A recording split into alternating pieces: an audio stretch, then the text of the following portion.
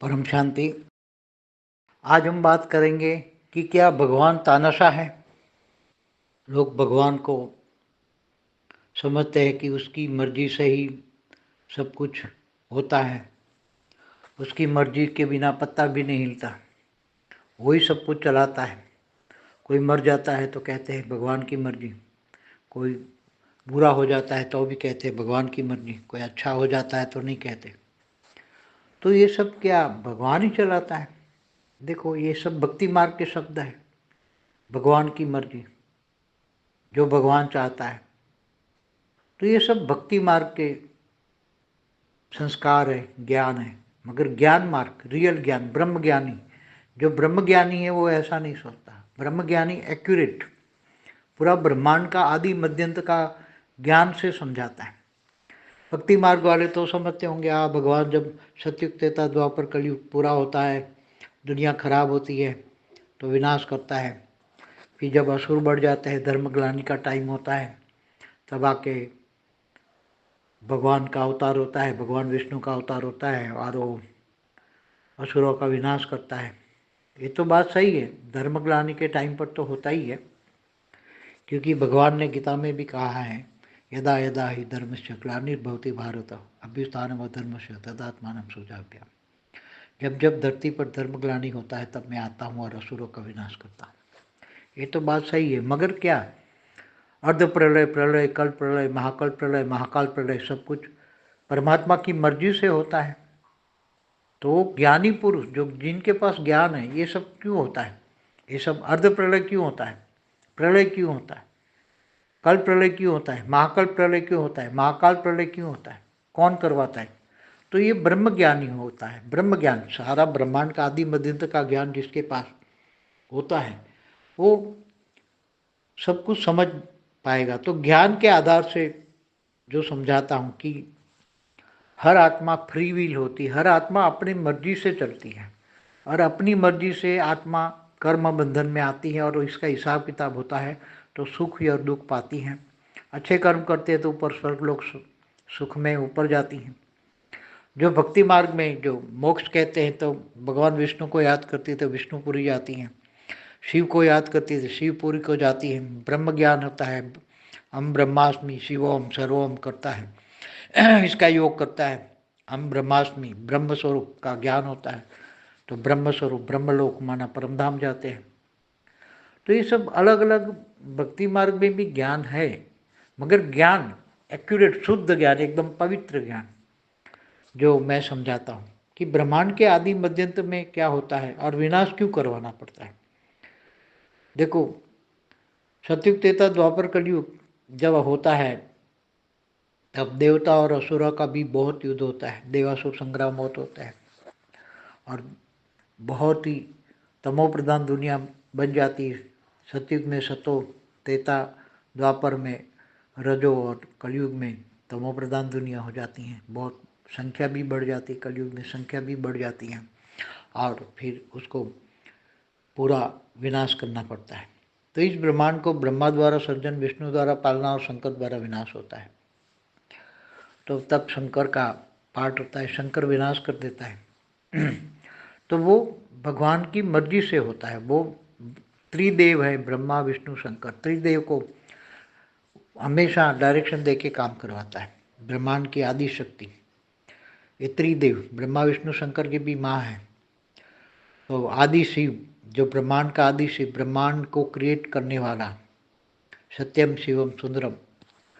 तो आदि शिव आदि शक्ति को जब बनाता है, क्रिएट करता है, आदि शिव और आदि शक्ति, तो वो निर्गुण निराकार से ही बनते हैं। निर्गुण निराकार पर ब्रह्म परमेश्वर जब सोचते हैं कि मैं एक से अनेक हो जाऊँ, माना ब्रह्मांड का सृजन करूँ, तब वो निराकारी से आकारी बनते हैं, जिनको हम आदि शिव कहते हैं। और आदि शिव आदि शक्ति का सृजन करते हैं और आदि शिव और आदि शक्ति मिल के विष्णु की रचना करते हैं। विष्णु की नाभि से ब्रह्मा निकलता है और ब्रह्मा से 7 परम पुरुष पैदा होता है और 7 परम पुरुष 7 लोक में, जो धरती के ऊपर आज जो 7 लोक देख रहे हैं, उसमें अनेक परम पुरुष पैदा करते हैं और परम पुरुष से फिर अंदर सभी परम पुरुष अपने अंदर से परम प्रकृति निकालते हैं। फिर सब परम पुरुष धीरे धीरे अनेक निकालते हैं, इसलिए इसकी एनर्जी धीरे धीरे बहुत वेस्ट होती है। इसलिए फिर जो इनकी बॉडी परम तत्वों की होती है वो धीरे धीरे 3 तत्वों में आकाश, वायु और अग्नि होता है। पहले इनकी बॉडी परम आकाश, परम वायु, परम अग्नि की थी। वो परम तत्वों से तत्वों में आते हैं, 3 तत्वों में, तो वो देवता बनते हैं। परम पुरुष से देवता बनते हैं, निचली कैटेगरी देवता। और देवता फिर बहुत सर्जन करते हैं, बहुत, तो धीरे धीरे गिर जाते हैं तो मनुष्य बनते हैं, 5 तत्वों में आते हैं। 3 तत्वों के ऊपर जल और मिट्टी का आवरण लग जाता है और धरती, ब्रह्मा धरती बनवाता है और धरती पर फिर सूर्य का सर्जन होता है विष्णु के द्वारा, सूर्य नारायण देवता का। और ऐसे भी धीरे धीरे अनेक ब्रह्मांड का क्रिएशन होता है।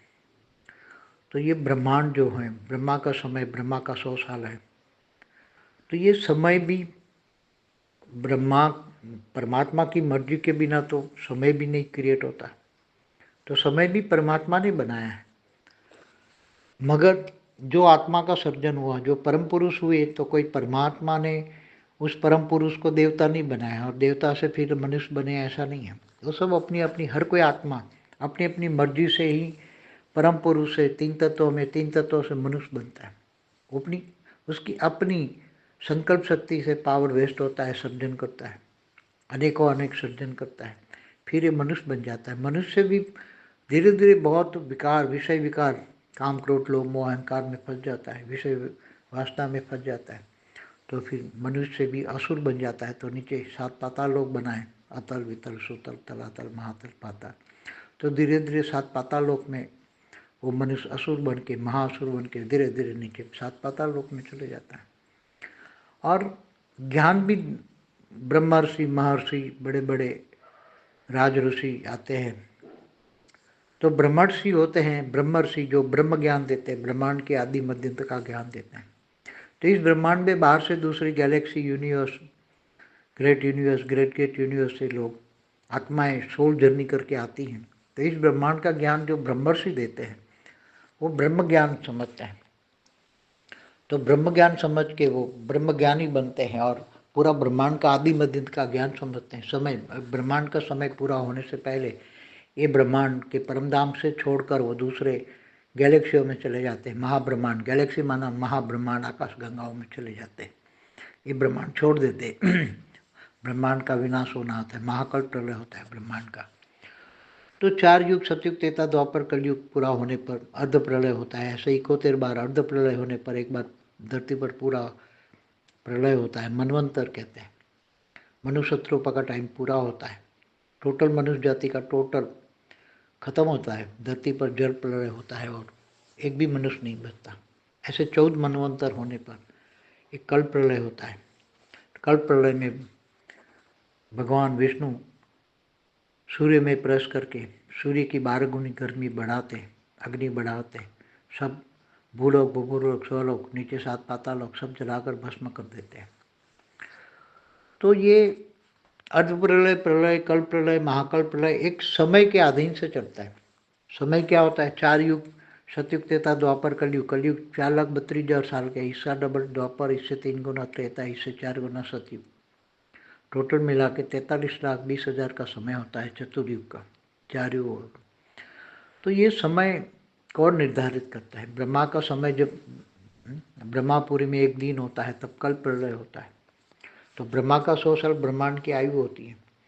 तो ये सब कुछ ऑटोमेटिक निर्धारित, तो पर ब्रह्म परमेश्वर जो ब्रह्मांड का निर्गुण निराकार है, निराकार शिव कहेंगे हम, तो वही करता है। मगर वो तो ऑटोमेटिक, ये जैसे साइंस वाले कहते हैं ना कि ऑटोमेटिक उन्होंने बनी बनाई दुनिया है, भक्ति मार्ग वाले भी कहते हैं कि बनी बनाई, बनता है, बिगड़ता है। अर्ध कल्प प्रलय के ऊपर महाकल्प प्रलय होता है, तब निराकार शिव सूर्य में प्रवेश करके काल अग्नि पैदा करके पूरे ब्रह्मांड को जलाकर भस्म कर देता है। ऐसी तरह महाशिव महाकाल बन के अनंत कोटि ब्रह्मांडों को अपने रोम रोम में समा लेता है, तो महाकाल प्रलय होता है। तो ये सब क्या भगवान ही करवाता है? अर्ध प्रलय, प्रलय, कल्प प्रलय, महाकाल प्रलय, ये सब भगवान ही करवाता है, सब कुछ वही करवाता है। तो क्या वो तानाशाह नहीं कहा जाएगा? जब अपनी मर्जी से ही ब्रह्मांड को चलाता है तो तानाशाह नहीं कहा जाएगा। देखो, वो तानाशाह नहीं है तो ब्रह्मांड की हर कोई चीज़ का एक नियत समय होता है।